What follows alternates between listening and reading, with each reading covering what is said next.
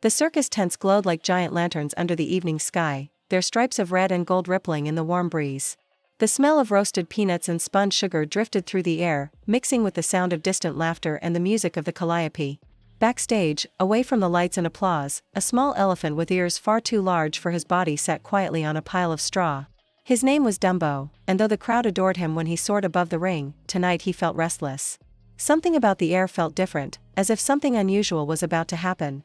He heard it before he saw it, the uneven clack of wooden feet on the boards, paired with the faint jingle of tiny brass bells. A boy stepped into the light, though calling him a boy was only half true. His arms and legs were carved from smooth pine, his hair painted black, and his eyes, though wide and bright, held the warm shine of polished wood. "Hey there," the boy said cheerfully, "name's Pinocchio. I heard you can fly." Dumbo tilted his head, surprised but curious, and gave a soft trumpet. Pinocchio grinned. "I've never met anyone who could. I've been traveling for days, looking for something amazing. Guess I found it." Before they could say more, the ringmaster's voice echoed from the main tent, calling for Dumbo's next performance. The little elephant gave a shy glance toward Pinocchio, then trotted off. Pinocchio, ever curious, slipped behind the curtain to watch.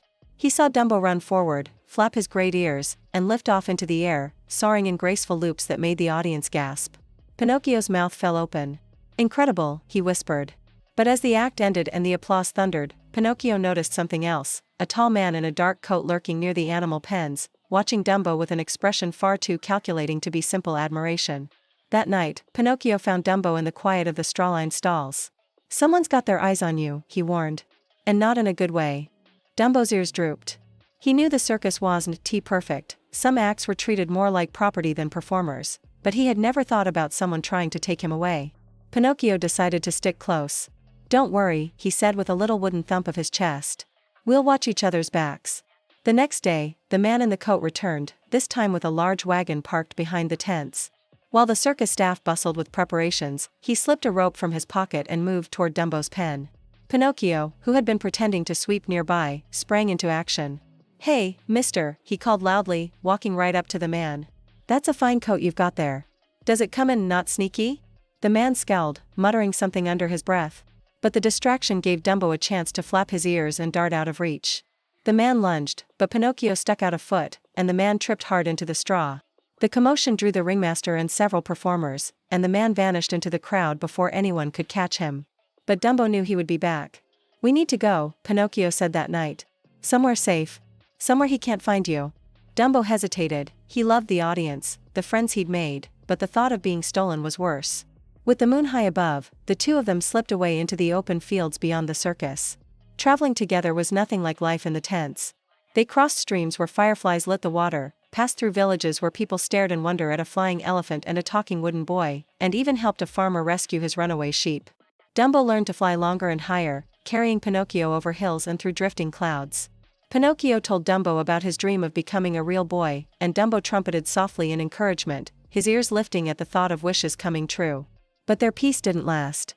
One evening, as they rested near a quiet harbor, the man in the coat appeared again, this time with a net large enough to catch them both. He cornered them against the water, smug in his confidence. "End of the road," he said. Pinocchio looked at Dumbo, and Dumbo looked back. Without a word, Dumbo spread his ears and leapt into the air, Pinocchio clinging tightly.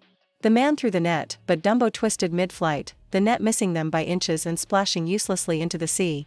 They flew out over the open water until the lights of the harbor were no more than pinpricks behind them. Eventually, they landed on a small island, its sand white under the moonlight. "We'll rest here," Pinocchio said, flopping back onto the sand.